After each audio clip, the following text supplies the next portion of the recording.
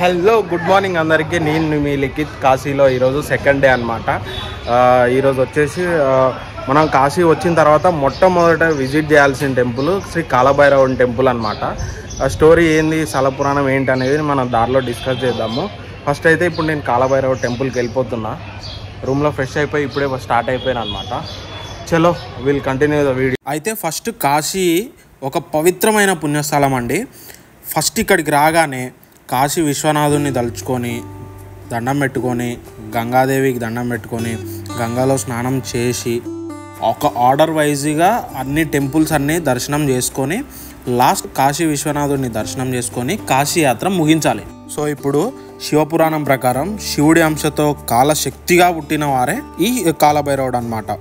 కాలభైరవుడిని కాలశక్తి కూడా అని అంటారు. అంటే మీకు ఎప్పుడన్నా టైము అటు ఇటు అనిపించి టైం అనుకూలంగా లేదనుకో, మన ఈ కాలభైరవుని తలుచుకొని దండం పెట్టుకోండి, అంతా సెట్ అవుతుంది, మంచి జరుగుతుంది. సో మన పురాణాల ప్రకారం బ్రహ్మ విష్ణు శక్తులకు ఆవహించిన అజ్ఞానాన్ని తొలగించడానికి పుట్టినవాడే కాలభైరవుడు. సో శివుడు ఆదేశం మేరకు గర్వంతో ఉన్న బ్రహ్మ 5 తలల్లో నుంచి ఒక తల తన గోరుతోని నరికేశాడు అనమాట. కాలభైరవుడు ఊడిపడి కాశీలో పడిపోతుంది ఒక ప్లేస్లో.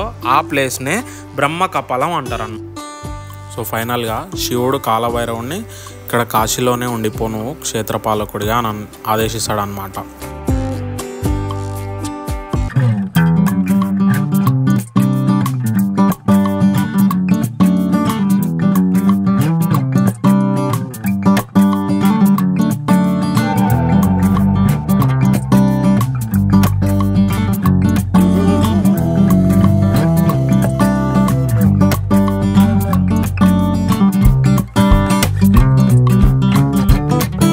మనం అక్కడ రూమ్ దగ్గర నుంచి స్ట్రైట్గా వస్తే ఈ చౌక్ వచ్చేస్తాం అనమాట. ఇక్కడ నుంచి 1 కిలోమీటర్ ఉంటుంది టెంపుల్, కాలభైరవ టెంపుల్. స్ట్రైట్గా వెళ్ళిపోవచ్చు ఇక్కడ నుంచి కూడా.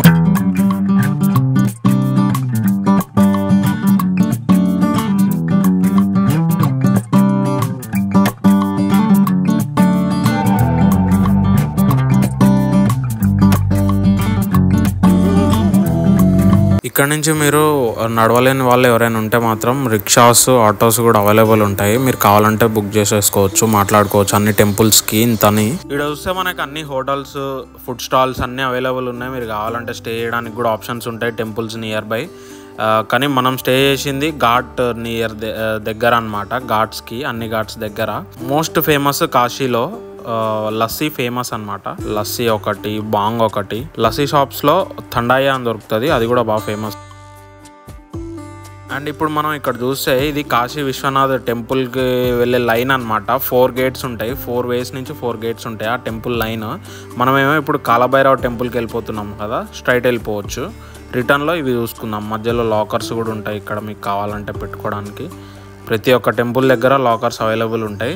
కాకపోతే ఏం లేదు, మీరు ప్రసాదం లెక్క వాళ్ళ షాప్లో ఏమన్నా తీసుకోవాలంతే. ఇప్పుడు మీరు ఇక్కడ చూసుకుంటే ఇది లైన్ విశ్వనాథ్ టెంపుల్ లోపలికి వెళ్ళేది. కాకపోతే ఇది గేట్ నెంబర్ 4 అనమాట. యాక్చువల్లీ టెంపుల్కి 4 గేట్స్ ఉంటాయి. రష్ని కంట్రోల్ చేయడానికి ఇలా అరేంజ్ చేశారనమాట. 4 సైడ్స్ నుంచి 4 గేట్స్. ఇందాక వీడియోలో మనం చూసిన లైన్ అది కూడా టెంపుల్కి వెళ్ళే లైనే, కాకపోతే అది పాతదనమాట, పాత రూటు. మన నరేంద్ర మోదీ గారు టెంపుల్ని రెనోవేట్ చేసిన తర్వాత ఇట్లా అరేంజ్ చేసినారు. చాలా తక్కువ స్పేస్లో ఉండే అనమాట టెంపుల్ ఫస్ట్, తర్వాత ఇప్పుడు చాలా పెద్దగా చేసినారు.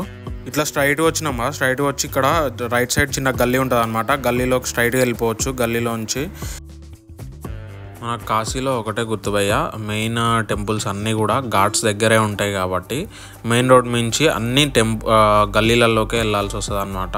ఇంకా టెంపుల్ గురించి వస్తే కనుక కాలభైరవ టెంపుల్ గురించి, కాశీ తాడు కడతారు కదా, కాశీ తాడు ఇక్కడే కడతారు అనమాట. టెంపుల్ లోపల భైరవ దండం అని ఉంటుంది ఒకటి, మన మీద ఉన్న పాపాలన్నీ వెళ్ళిపోవడానికి దాంతో కొడతారనమాట. సో చలో మనం కూడా వెళ్ళి కొట్టించుకుందాం. ఇంకొక విషయము, శివుడు కాలభైరవుని ఏమని ఆదేశిస్తాడంటే, నువ్వు ఇక్కడికి వచ్చిన కాశీ వచ్చిన భక్తులందరి పాపాలు తినేసి వాళ్ళని రక్షించు అని చెప్పి చెప్తాడు. అందుకే కాలభైరవుని ఇంకొక పేరు పాపభక్షకుడు అంటారు.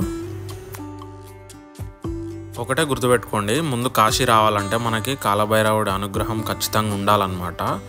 సో మీరు ఎప్పుడైనా కాలభైరవుని తలుచుకొని దండం పెట్టుకుని అప్పుడప్పుడు యూట్యూబ్లో మనకి వీడియోస్ కూడా ఉంటాయి, కాలభైరవ అష్టకాలని వినండి. అట్లా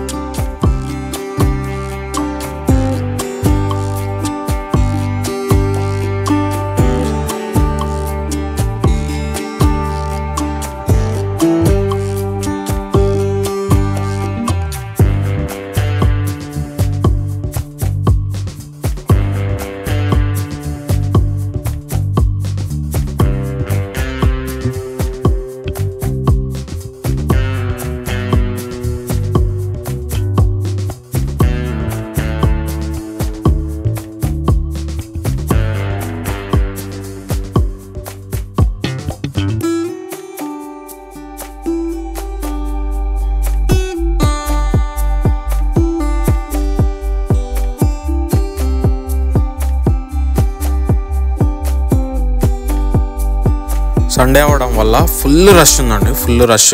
ఆల్రెడీ వచ్చేసిన లైన్లో నించున్నా. సో వెయిటింగ్ ఫర్ దర్శనం అనమాట. ఇది గుర్తు మనకి, వాల్ పెయింటింగ్ ఉంది కదా, ఈ గుర్తు అనమాట మనకి ఇక్కడ.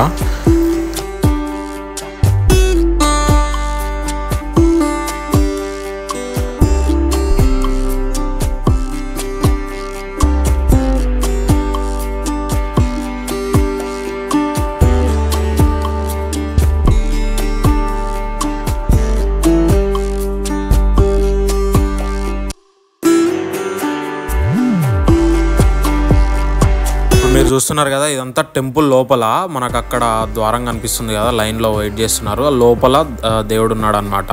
ఇక్కడ మనకు చూస్తున్నాం కదా, కొడుతున్నారు ఒక్కొక్కళ్ళని. ఎట్లా కొడుతున్నారో, భైరవ దండం ఎత్తుకొని కొట్టడమే. మనకు కాశీతాడు కూడా ఈడనే కడతారు.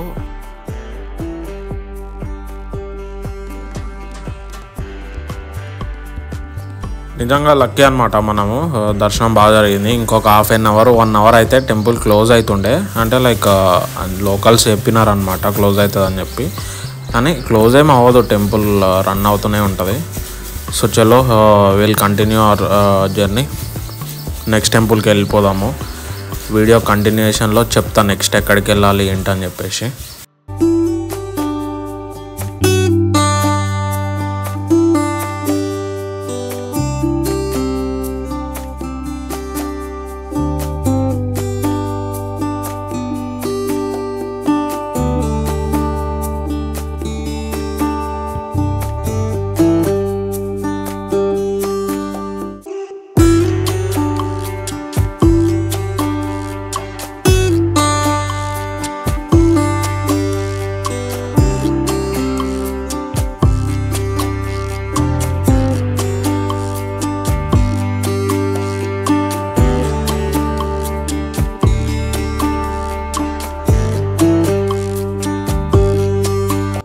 శ్రీ కాలభైరవ మందిర్ ఆర్చ్ కనిపిస్తుందిగా, ఆ గల్లీలోంచి వచ్చినాం మనము.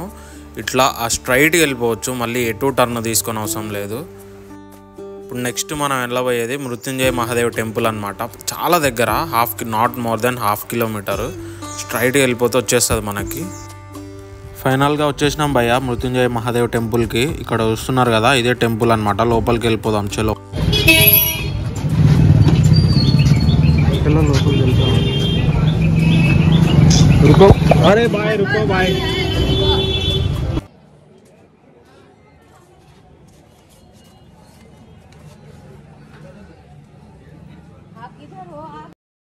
సో చూస్తున్నారు కదా, ఇది మృత్యుంజయ టెంపుల్ అనమాట. ఇప్పుడు ఎంటర్ అయిపోయినాము. సో మన ఆపోజిట్ లో మనకు కనిపించేది ధన్వంతరి కూపం అనమాట. కూపం అంటే బాయి. ఇది చాలా స్పెషల్ అనమాట. దీంట్లో సకల నదుల జలాలు దీంట్లో ప్రవేశిస్తాయి. మనకి ఏవైతే స్పెషల్ రివర్స్ ఏవైతే ఉన్నాయో దాంట్లో ఉండే వాటర్ అన్ని ఇక్కడ ఉంటాయి అనమాట. సో అందుకని చాలా స్పెషల్ అంటారు దీన్ని. ఈ వాటర్ తాగొచ్చు కూడా.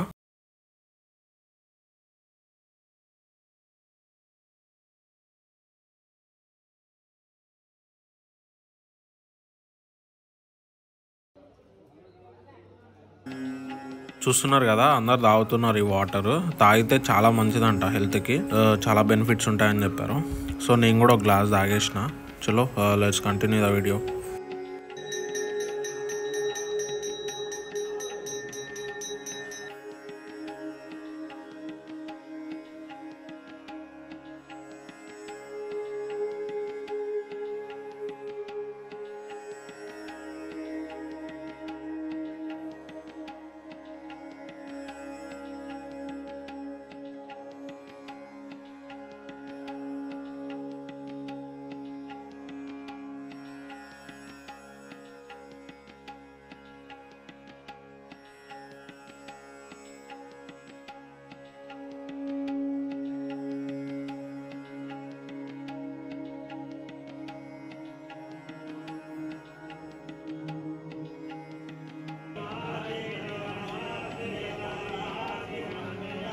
మృత్యుంజయ టెంపుల్ దర్శనం అయిపోయింది అనమాట. ఇప్పుడు వచ్చేసి యాక్చువల్గా వారాహిమాత టెంపుల్కి వెళ్ళాలి, కానీ క్లోజ్ అయిపోయింది అది టెంపుల్. ఈవినింగ్ 7కి ఓపెన్ అవుతుంది. సో ఇప్పుడు శ్రీ కాశీ విశాలాక్షి టెంపుల్కి వెళ్ళిపోతున్నాం. దాని తర్వాత సాక్షి గణపతి అని ఉంటుంది, అక్కడ పక్కనే ఉంటుంది. ఇక్కడ నుంచి అయితే కాశీ విశాలాక్షి టెంపుల్ 2 కిలోమీటర్స్ ఉంది. Half an hour walkout, half an hour పడుతుంది నడుచుకుంటూ వెళ్తే.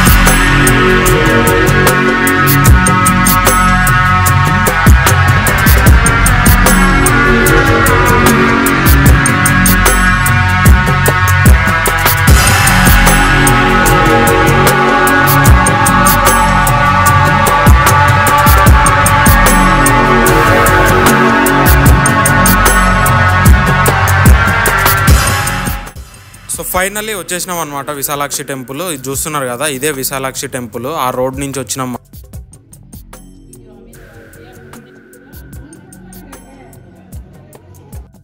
సో ఇప్పుడైతే కాశీ విశాలాక్షి టెంపుల్ సక్సెస్ఫుల్గా అయిపోయింది కదా. ఇప్పుడు నెక్స్ట్ వచ్చేసి సాక్షి గణపతి అనమాట.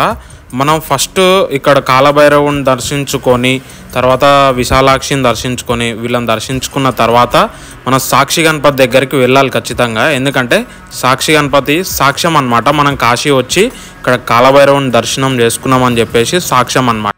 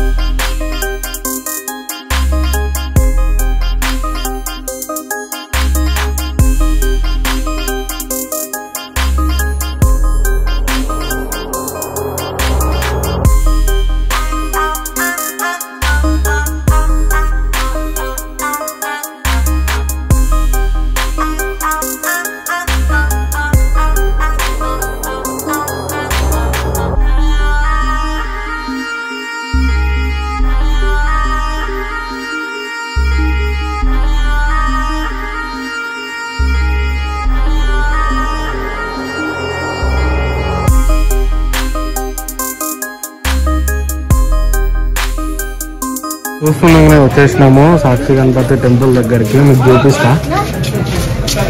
చిన్నగా ఉంటుంది టెంపుల్, మీకు రోడ్ మీదనే కనిపిస్తుంది.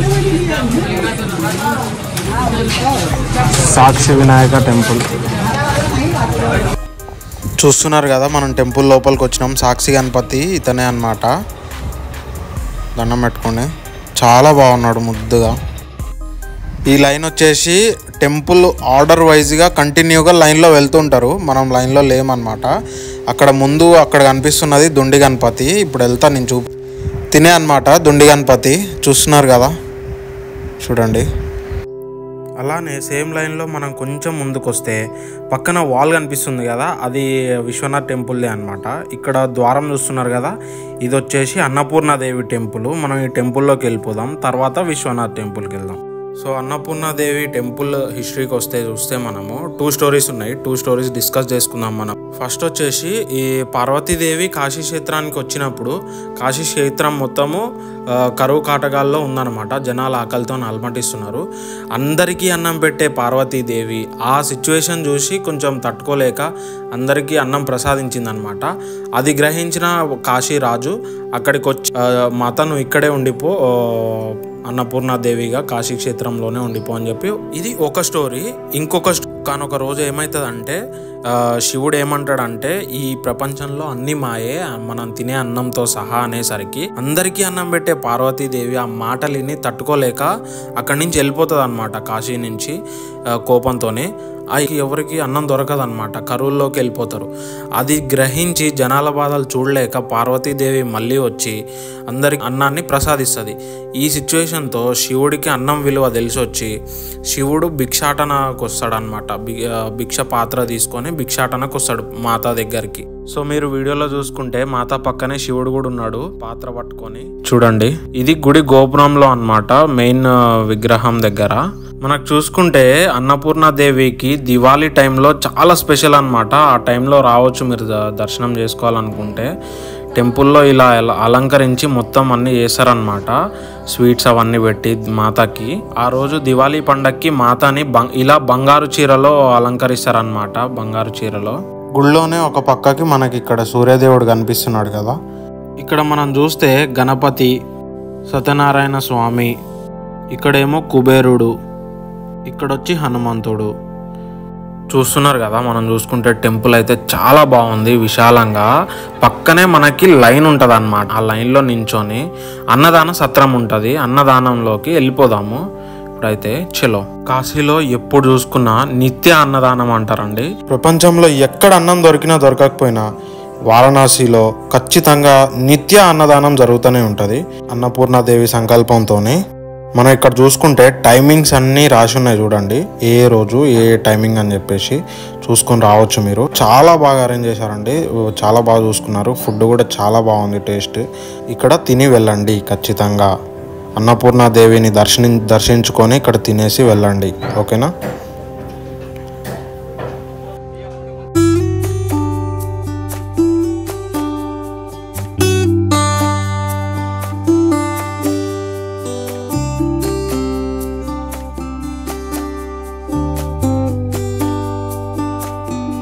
సో చూశారు కదా వీడియో, ఎలా ఉంది కాశీ విశ్వనాథ స్వామి టెంపుల్.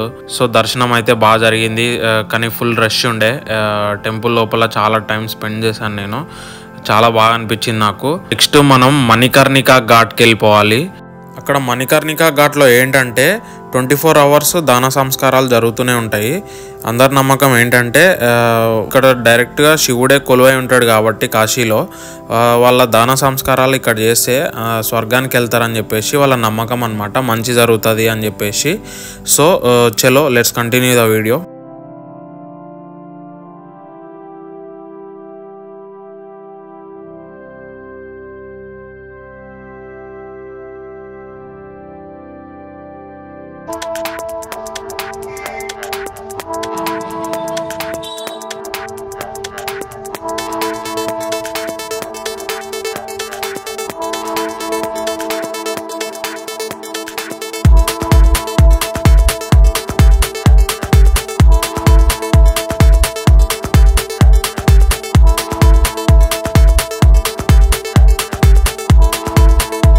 మణికర్ణికా ఘాట్లో అక్కడ నుంచి ఇట్లా ముందుకు వచ్చిన తర్వాత ఇక్కడ ఒకటి ఉంటుందండి బావి, చక్ర పుష్కరిణి అంటారు దీన్ని. దీంట్లో ఎప్పుడు ఉండవు నీళ్ళు, ఓన్లీ ఒక 5 months 6 months ఏమో ఉంటాయంట, తర్వాత వెళ్ళిపోతాయి. ఇది చక్ర పుష్కరిణి ఎందుకైందంటే, గంగా మన కాశీ రాకముందు కూడా ఈ మహావిష్ణువు అతని చక్రంతో ఈ ప్లేస్ని తోమిండంట. తోమితే ఇక్కడ వాటర్ వచ్చినాయి. ఇక్కడ ఓన్లీ 5 months మాత్రమే వాటర్ ఉంటాయి దీంట్లో. ఇయర్లో ఓన్లీ 5 months మాత్రమే వాటర్ ఉంటాయి. మహావిష్ణువు ఇక్కడ 1000 ఏళ్ళకి పైగా జ్ఞానం చేసిండంట.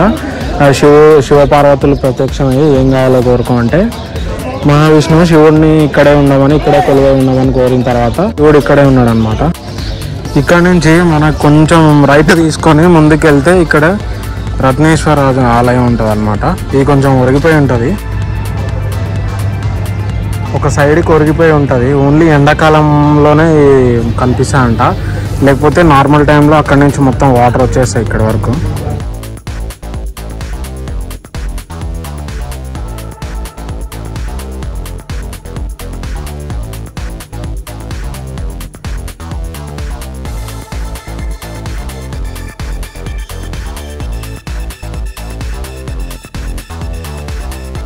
సో ఫైనల్గా మణికర్ణికా ఘాట్లో మెయిన్ ప్లేస్కి వచ్చేసినాం అనమాట.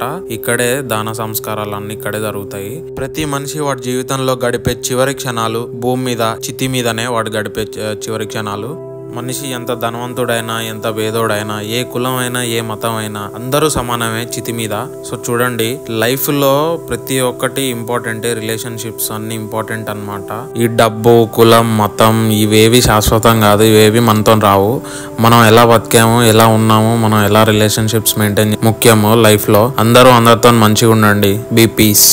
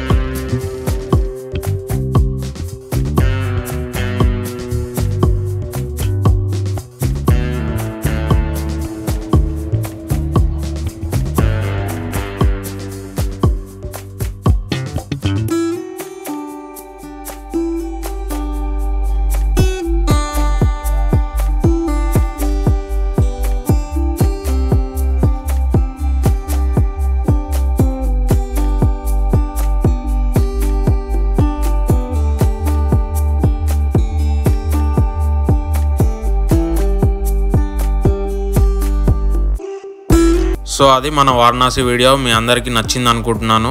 వీడియో ఎండ్ వరకు చూసినందుకు thank you so much. Video నచ్చితే లైక్ చేయండి, షేర్ చేయండి, కామెంట్ చేయండి మీ opinion. Please don't forget to subscribe.